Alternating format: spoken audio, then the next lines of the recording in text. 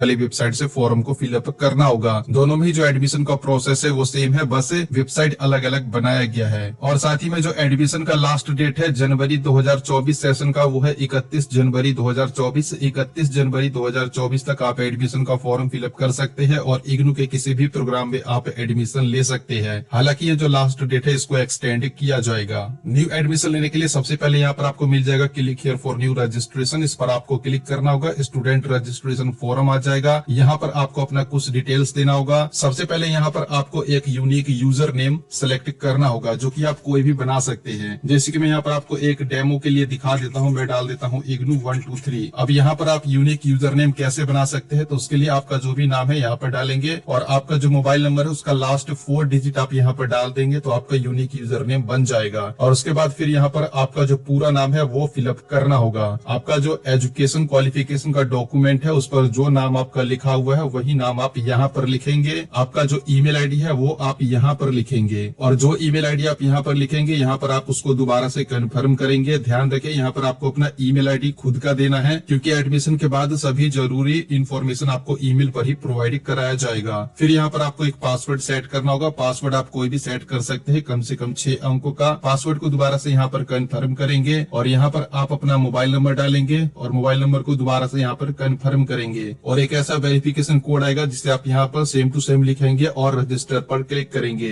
तो रजिस्टर पर क्लिक करने के बाद इस तरीके से आपको बताया जाएगा your account is created successfully, please log in and apply in program. यानी कि आपका जो अकाउंट है वो बन चुका है, रजिस्ट्रेशन हो चुका है। रजिस्ट्रेशन होने के बाद आपको अपने अकाउंट में लॉग इन करना होगा, जिसके लिए जो यूजर नेम आपने बनाया है वो यहाँ पर डालेंगे, जो पासवर्ड आपने सेट किया है वो यहाँ पर डालेंगे। ऐसा वेरिफिकेशन कोड आएगा जिसे आप यहाँ पर डालेंगे और लॉग इन पर क्लिक करेंगे। तो इस तरीके से आप अपने अकाउंट में लॉगिन हो जाएंगे। यहाँ पर आपको कुछ जरूरी इंपॉर्टेंट इंस्ट्रक्शंस बताए जाते हैं, तो इसको आप पढ़ लीजिएगा। वैसे आगे मैं आपको वीडियो में डिटेल में बताने भी वाला हूँ। उसके बाद आप नीचे करेंगे तो यहाँ पर आपको एक चेक बॉक्स दिखेगा, इस पर आप टिक करेंगे और यहाँ आप सबमिट पर क्लिक करेंगे। तो इस तरीके से ये ओपन हो जाएगा। अभी तक आपने जो भी डिटेल्स दिया है यहाँ पर आपको दिखाया जाता है। ये जो आपका एडमिशन का पूरा फॉर्म है ये 8 स्टेप में फिलअप हो जाएगा। यहाँ पर आपका नाम आ जाता है। अगर आप इसको चेंज करना चाहते हैं तो चेंज कर सकते हैं। ये मैं आपको सिर्फ एक डेमो एप्लीकेशन फॉर्म फिलअप करके दिखा रहा हूँ। यहाँ पर आप अपने मदर का नाम डालेंगे। यहाँ पर आप अपना गार्जियन सेलेक्ट करेंगे, जिसमें आप फादर मदर या फिर अगर आपकी शादी हो गई तो यहाँ पर आप हस्बैंड सेलेक्ट करेंगे और हस्बैंड का नाम आप यहाँ पर डालेंगे। फादर सेलेक्ट करते हैं तो यहाँ पर आपको अपने फादर का नाम फिलअप करना होगा। उसके बाद यहाँ पर क्लिक करके जो आपका डेट ऑफ बर्थ है वो आपको इस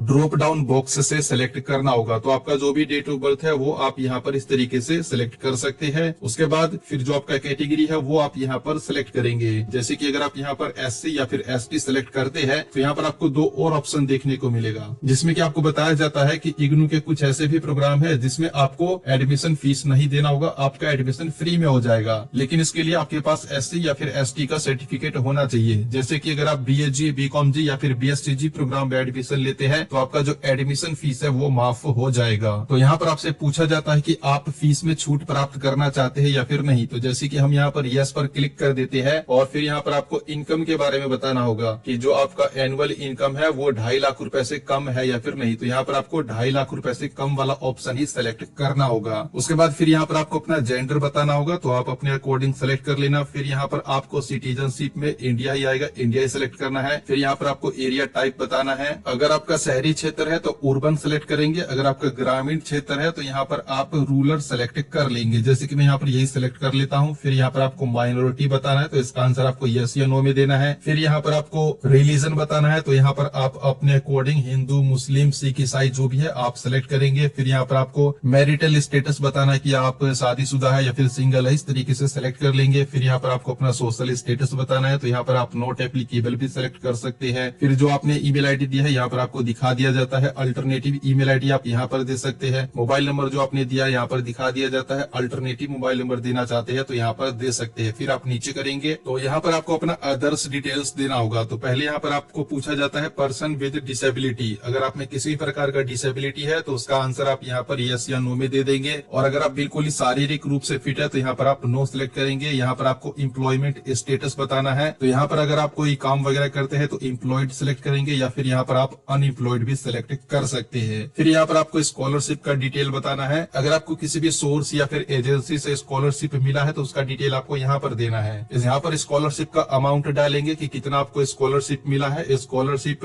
गवर्नमेंट डिपार्टमेंट की तरफ से मिला है या फिर किसी दूसरे सोर्स से, वो आप यहाँ पर बताएंगे। यहाँ पर आप अपना फैमिली इनकम बताएंगे और यहाँ पर आप बीपीएल के बारे में बताएंगे यस या नो में। और यहाँ पर ये जो डिटेल्स है ये देना कंपलसरी नहीं है, तो इसको आप खाली भी छोड़ सकते हैं। और अगर आपको कोई भी स्कॉलरशिप नहीं मिला है तो भी आप इसको खाली छोड़ देंगे। उसके बाद फिर यहाँ आप सबमिट पर क्लिक करेंगे। आपने जो भी डिटेल्स दिया है यहाँ पर आपको बता दिया जाता है। अगर आप इसको एडिट करना चाहते हैं तो यहाँ एडिट पर क्लिक करके एडिट कर सकते हैं या फिर आप यहाँ नेक्स्ट पर क्लिक करेंगे। उसके बाद फिर यहाँ पर आपको प्रोग्राम सेलेक्ट करने के लिए बताया जाता है कि आप कौन से प्रोग्राम में एडमिशन लेना चाहते हैं। जैसे कि अगर आपको बैचलर डिग्री में एडमिशन लेना है तो प्रोग्राम टाइप में यहाँ पर आप बैचलर सेलेक्ट करेंगे। सर्टिफिकेट प्रोग्राम में एडमिशन लेना है तो सर्टिफिकेट क्लिक करेंगे। डिप्लोमा में एडमिशन लेना है तो डिप्लोमा सेलेक्ट करेंगे। मास्टर डिग्री प्रोग्राम में एडमिशन लेना है तो मास्टर डिग्री पर क्लिक करेंगे। जैसे कि बैचलर पर क्लिक करते हैं तो फिर यहाँ पर आपको मोड ऑफ स्टडी में बताना है कि आप कौन से मोड में एडमिशन लेना चाहते हैं। तो यहाँ पर आपको एक ही ऑप्शन मिलेगा, ओडीएल यानी कि ओपन डिस्टेंस लर्निंग, जिसे हम कोर्सपोंडेंस भी कहते हैं। तो यही आपको सिलेक्ट करना है। फिर यहाँ पर आपको प्रोग्राम सिलेक्ट करना है कि आप कौन से यानी कि बैचलर डिग्री के कौन से प्रोग्राम में एडमिशन लेना चाहते हैं। तो एडमिशन के लिए जितने भी प्रोग्राम अवेलेबल है यहाँ पर आपको दिखाए जाते हैं और इनमें से जैसे कि मैंने आपको बताया बीएचजी, बीकॉम जी, बीएससी जी, ये अभी एडमिशन पोर्टल पर अपडेट नहीं हुआ है, लेकिन बहुत ही जल्द इसको अपडेट कर दिया जाएगा। और हो सकता है कि ये जो आपका बीएचजी, बीकॉम जी, बीएससी जी है इसको 4 साल का भी किया जा सकता है इग्नू के एक अपडेट के अकॉर्डिंग। जैसे कि मुझे मास्टर ऑफ आर्ट्स हिस्ट्री में एडमिशन लेना है तो मैंने यहाँ पर इसको सर्च कर लिया है और इसका प्रोग्राम कोड यहाँ पर आपको दिखा दिया जाता है। इस पर क्लिक करेंगे और फिर यहाँ पर आपको एक रीजनल सेंटर सेलेक्ट करना है। अब रीजनल सेंटर क्या होता है तो इसको आप ध्यान से समझिए। एडमिशन के बाद अगर इग्नू से रिलेटेड आपको कोई भी समस्या रहता है या फिर कोई ऑफिशियल वर्क रहता है तो ऐसे में जो आपका रीजनल सेंटर रहता है उनके पास आपको जाना होता है, यानी कि इग्नू ऑफिस से। तो यहाँ पर आपको ये देखना है कि आपके नियर बाई कौन सा है। आपके नियर बाई जो हो आप वही सिलेक्ट करना है। जैसे कि मेरे नियर बाई दिल्ली 3 नारायणा है तो यहाँ पर मैं यही सिलेक्ट कर लेता हूँ। और उसके बाद फिर यहाँ पर आपको स्टडी सेंटर सिलेक्ट करना है, यानी कि कॉलेज सिलेक्ट करना है कि आप कौन से कॉलेज में एडमिशन लेना चाहते हैं। यहाँ पर आप जो प्रोग्राम सिलेक्ट करते हैं और जो क्षेत्र सिलेक्ट करते हैं रीजनल सेंटर, इस रीजनल सेंटर के अंतर्गत कौन कौन से कॉलेज अवेलेबल है यहाँ पर आपको दिखा दिए जाते हैं। जैसे कि मेरे नियर बाई अवेलेबल है भगिनी निवेदिता कॉलेज, जिसका कोड है 38025। में यहाँ पर यही सिलेक्ट कर लेता हूँ। और फिर यहाँ पर आपको मीडियम बताना है कि ये जो प्रोग्राम है आप कौन से मीडियम से करना चाहते हैं। तो जैसे कि मैं यहाँ पर हिंदी सिलेक्ट कर लेता हूँ, आप अपने अकॉर्डिंग कोई भी सिलेक्ट कर सकते हैं। और फिर यहाँ पर आपसे पूछा जाता है कि क्या आप इग्नू से कोई और प्रोग्राम कर रहे हैं। अगर कर रहे हैं तो यहाँ पर आप यस पर क्लिक करेंगे और कौन सा प्रोग्राम कर रहे हैं वो आप यहाँ पर बताएंगे और जो आपका इनरोलमेंट नंबर है वो आप यहाँ पर फिलअप करेंगे। लेकिन अगर आप इग्नू में पहली बार एडमिशन ले रहे हैं, इग्नू से आप पहले कोई भी प्रोग्राम नहीं कर रहे हैं, तो यहाँ पर आप नो पर क्लिक कर देंगे तो वो सारा ऑप्शन चला जाएगा। सभी डिटेल्स को डालने के बाद यहाँ आप सबमिट पर क्लिक करेंगे। फिर आपने जो भी डिटेल्स दिया यहाँ पर दिखा दिया जाता है। एडिट यहाँ से कर सकते हैं, नहीं तो यहाँ आप नेक्स्ट पर क्लिक करेंगे। और इसके अलावा यहाँ पर मैं आपको एक और इम्पोर्टेंट बात बता देता हूँ कि इग्नू में जब आप एडमिशन लेते हैं, जैसे कि इग्नू से अगर आप कोई भी बीए का प्रोग्राम करते हैं तो आपका एडमिशन के बाद कब क्या होता है, एग्जाम कब होता है, क्लासेस कब होता है, बुक कब और कैसे दिया जाता है, असाइनमेंट कब सबमिट करना होता है, तो उसके लिए आप ये वीडियो देख सकते हैं। इसमें मैंने एडमिशन से लेकर के प्रोग्राम कंप्लीट करने तक का पूरा प्रोसेस बता रखा है। और अगर आप मास्टर डिग्री करना चाहते हैं तो उसके लिए आप ये वीडियो देख सकते हैं। इसमें भी मैंने एडमिशन से लेकर के मास्टर डिग्री का प्रोग्राम कंप्लीट करने तक का पूरा प्रोसेस बता रखा है और साथ ही में प्रोग्राम कंप्लीट करने के बाद इग्नू से आपको क्या क्या मिलता है। तो उसके लिए आप ये दोनों वीडियो देख लेना, लिंक मैंने नीचे दे रखा है। उसके बाद फिर यहाँ पर आपको एजुकेशन क्वालिफिकेशन का डिटेल्स देना है। अब यहाँ पर आप इसको ध्यान से समझिए। अगर आप बैचलर डिग्री का फॉर्म फिलअप करते हैं तो फिर यहाँ पर आपको 12th क्लास का डिटेल्स देना है। और अगर आप मास्टर डिग्री प्रोग्राम का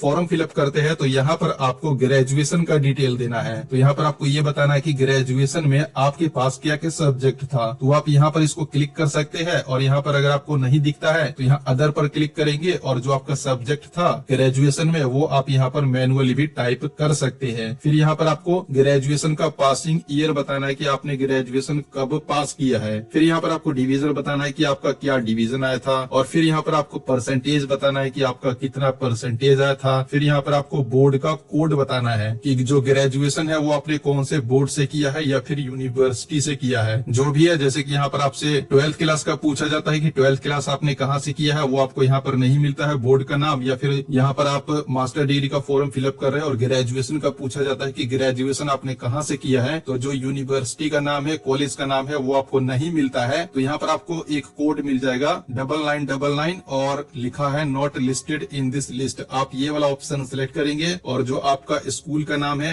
या फिर यूनिवर्सिटी का नाम है वो आप यहाँ पर मैनुअली भी टाइप कर सकते हैं, जैसे कि मैं यहाँ पर इस तरीके से डाल देता हूँ। उसके बाद फिर यहाँ पर आपको जो आपका 12th क्लास था, यहाँ पर 12th क्लास का डिटेल देते हैं तो आपको ये बताना है कि जो आपने 12th क्लास का एग्जाम दिया है कौन से बोर्ड से दिया है, तो बोर्ड में आपका क्या रोल नंबर था वो आप यहाँ पर बताएंगे। और ग्रेजुएशन का डिटेल देते हैं तो ग्रेजुएशन में आपका क्या इनरोलमेंट नंबर था या फिर रोल नंबर था वो आप यहाँ पर लिखेंगे। और ये जो 2 ऑप्शन दिया गया है इसको आप खाली छोड़ देंगे। तो सभी डिटेल्स को डालने के बाद यहाँ आप सबमिट पर क्लिक करेंगे। उसके बाद फिर आप यहाँ नेक्स्ट पर क्लिक करेंगे। फिर यहाँ पर आपको आ जाएगा course selection for MAH master of arts history. आप जो भी प्रोग्राम में एडमिशन लेते हैं उसका यहाँ पर आपको डिटेल्स दिखाया जाएगा। अब यहाँ पर आप ध्यान से समझिए, अगर आप BAG प्रोग्राम में एडमिशन लेते हैं या फिर कुछ ऐसे भी प्रोग्राम होते हैं जिसमें आपको यहाँ पर सब्जेक्ट सिलेक्ट करने का ऑप्शन दिया जाएगा, अगर यहाँ पर आपको सब्जेक्ट सिलेक्ट करने के लिए बताया जाता है तो आप अपने अकॉर्डिंग यहाँ पर कोई भी सब्जेक्ट सिलेक्ट कर सकते हैं जो आप पढ़ना चाहते हैं या फिर जो आपको आसान लगता है। लेकिन कुछ ऐसे भी प्रोग्राम रहते हैं जिसमें आपको सब्जेक्ट सिलेक्ट करने का ऑप्शन नहीं दिया जाता है। जितने भी सब्जेक्ट रहते हैं वो आपका कंपलसरी रहता है। तो यहाँ पर ऑप्शन टाइप में यहाँ पर कंपलसरी लिखा हुआ आ जाएगा। इसको आप खुद से सिलेक्ट नहीं कर सकते हैं और ना ही इसको आप चेंज कर सकते हैं। बस जो भी सब्जेक्ट दिया जाता है ये आपको पढ़ना होगा। बस आपको यहाँ सबमिट पर क्लिक करना होगा। मैं यहाँ सबमिट पर क्लिक कर देता हूँ। उसके बाद इस तरीके से आ जाएगा टोटल कितने क्रेडिट आपको फर्स्ट ईयर में कंप्लीट करने होते हैं यहाँ पर आपको दिखा दिया जाता है। फिर आप यहाँ नेक्स्ट पर क्लिक करेंगे। उसके बाद फिर यहाँ पर आपको कोरस्पोंडेंस एड्रेस का डिटेल देना है, यानी कि अभी आप जिस एड्रेस पर रहते हैं वही एड्रेस यहाँ पर आपको फिलअप करना है। ध्यान रखिए इस एड्रेस को आप बाद में फिर चेंज भी करवा सकते हैं, लेकिन अभी जिस एड्रेस पर आपको किताबें चाहिए वो आप यहाँ पर सिलेक्ट करेंगे। और मुझे किताबों से याद आया कि यहाँ पर एक और ऑप्शन होता है किताब सिलेक्ट करने का, PDF फॉर्मेट का किताब चाहिए या फिर प्रिंटेड। तो यहाँ पर ये ऑप्शन नहीं आया है, तो यहाँ पर मैं आपको प्रोग्राम कोड चेंज करके दिखाता हूँ। जैसे कि मैंने यहाँ पर प्रोग्राम कोड चेंज किया है मास्टर ऑफ आर्ट्स सोशियोलॉजी, तो यहाँ पर एक नया ऑप्शन आया है। जैसे कि आप यहाँ पर देख सकते हैं कंपलसरी सब्जेक्ट सभी आ चुके हैं और यहाँ पर आपसे पूछा जाता है कि जो किताबें हैं वो आप कौन सा चाहते हैं। अगर यहाँ पर आप पहला वाला ऑप्शन सिलेक्ट करते हैं तो ऐसे में आपको जो एडमिशन फीस रहता है इसमें आपको इंस्टेंटली ही 15% का डिस्काउंट दिया जाएगा। और इसमें ये रहता है कि जो PDF फॉर्मेट का बुक है वो आपको ये जो वेबसाइट है E-ज्ञानकोश वेबसाइट, यहाँ से आपको PDF फॉर्मेट का बुक खुद से ही डाउनलोड करना होगा। लेकिन अगर आप यहाँ पर ये दूसरा वाला ऑप्शन सिलेक्ट करते हैं तो ऐसे में जो प्रिंटेड स्टडी मटेरियल होता है, ओरिजिनल किताबें, ये बाय पोस्ट आपका जो भी यहाँ पर आप एड्रेस देंगे उस एड्रेस पर पहुंचा दिया जाएगा। यहाँ मैं सबमिट पर क्लिक कर देता हूँ। उसके बाद फिर यहाँ नेक्स्ट पर क्लिक करेंगे और यहाँ पर आपको फिर से वही आ गया है, एड्रेस को फिलअप करना होगा। तो एड्रेस लाइन 1 में एड्रेस डालेंगे। एड्रेस का साइज बड़ा है तो यहाँ पर आप दूसरे लाइन में भी डाल सकते हैं। और फिर यहाँ पर आप सिटी का नाम डालेंगे, तो जैसे कि मैं यहाँ पर डाल देता हूँ। उसके बाद फिर यहाँ पर आपको पिन कोड डालना है, तो जो भी आपका पिन कोड है वो आप यहाँ पर इस तरीके से डालेंगे। यहाँ पर आपको अपना पोस्ट ऑफिस सेलेक्ट करना है, जो भी आपका पोस्ट ऑफिस है। जैसे कि मेरा नजफगढ़ है तो मैं यहाँ पर सेलेक्ट कर लेता हूँ। उसके बाद इस तरीके से आ जाएगा, जो आपका डिस्ट्रिक्ट है अपने आप ही आ जाएगा, स्टेट भी आ जाएगा। फिर आप यहाँ सबमिट पर क्लिक करेंगे। यहाँ पर आपको ध्यान इतना रखना है कि यहाँ पर आप जो एड्रेस देते हैं इसी एड्रेस पर जो आपका स्टडी मटेरियल है, किताबें है, वो बाई पोस्ट पहुंचा दिया जाएगा। फिर आप यहाँ नेक्स्ट पर क्लिक करेंगे तो यहाँ पर आपको अपना डॉक्यूमेंट्स अपलोड करना होगा। डॉक्यूमेंट का क्या साइज रहेगा, क्या फॉर्मेट रहेगा, यहाँ पर बता दिया गया है। जैसे कि फोटो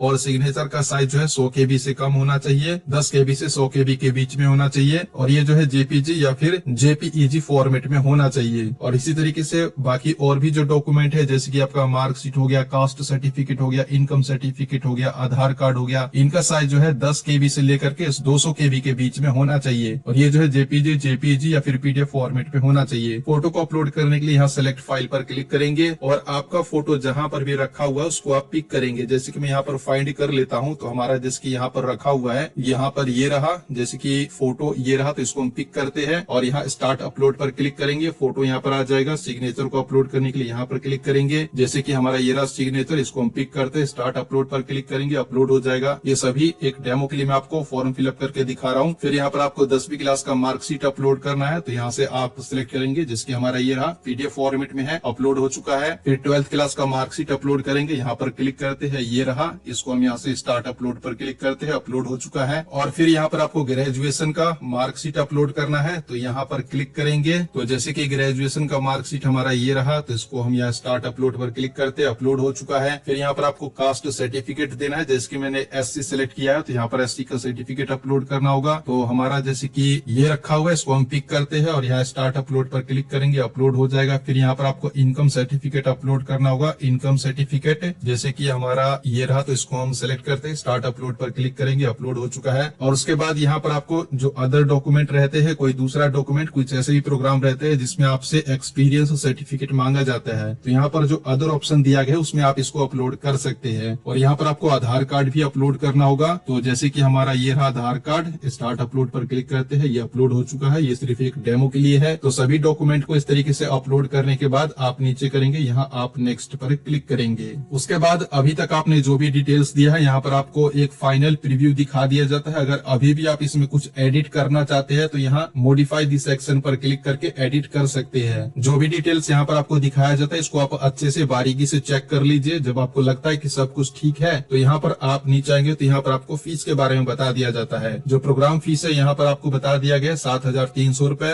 और 200 रुपए है डेवलपमेंट फीस और साथ ही में रजिस्ट्रेशन फीस 300 रुपए और टोटल हो गया आपका 7,800 रुपए। यहाँ आई एग्री पर क्लिक करेंगे और यहाँ accept and proceed for payment, इस पर आप क्लिक करेंगे। फिर यहाँ आप ओके पर क्लिक करेंगे। उसके बाद फिर यहाँ पर पेमेंट का गेटवे आ जाएगा, जिसके लिए आप यहाँ go to payment gateway second, इस पर आप क्लिक करेंगे। इस तरीके से आ जाएगा। यहाँ पर आपको वेट करना है। पेमेंट करने के लिए आपके पास 15 मिनट का समय है। 15 मिनट के अंदर आपको पेमेंट करना होगा। यहाँ पर क्लिक करेंगे तो पेमेंट करने के लिए यहाँ पर आपको क्रेडिट कार्ड, डेबिट कार्ड और नेट बैंकिंग का ऑप्शन दिया जाता है। और जो यूपीआई का ऑप्शन है वो यहाँ पर कुछ दिनों में अपडेट कर दिया जाएगा, तो आप यूपीआई के माध्यम से भी पेमेंट कर पाएंगे। अगर आपके पास एचडीएफसी बैंक का क्रेडिट कार्ड या फिर डेबिट कार्ड है तो आप ये वाला ऑप्शन सिलेक्ट करेंगे। लेकिन अगर आपके पास एचडीएफसी बैंक का क्रेडिट कार्ड या फिर डेबिट कार्ड नहीं है, आपके पास किसी दूसरे बैंक का क्रेडिट कार्ड या फिर डेबिट कार्ड है, तो यहाँ पर आप ये वाला ऑप्शन सिलेक्ट करेंगे। फॉर एग्जाम्पल जैसे कि मेरे पास कोटक बैंक का डेबिट कार्ड है, तो यहाँ पर मैं ये वाला ऑप्शन सिलेक्ट कर लेता हूँ। तो यहाँ पर कार्ड का नंबर डालेंगे, एक्सपायरी डेट डालेंगे, सीवीवी डालेंगे और जिसके नाम से कार्ड है उनका आप यहाँ पर नाम डालेंगे और यहाँ आई एम नॉट रोबोट पर क्लिक करेंगे, प्रोसीड पर क्लिक करेंगे तो आपके बैंक की तरफ से एक ओटीपी आएगा, ओटीपी को डाल देंगे, आपका पेमेंट हो जाएगा। और अगर आपको नेट बैंकिंग के माध्यम से पेमेंट करना है तो आप ये वाला ऑप्शन सिलेक्ट करेंगे। यहाँ पर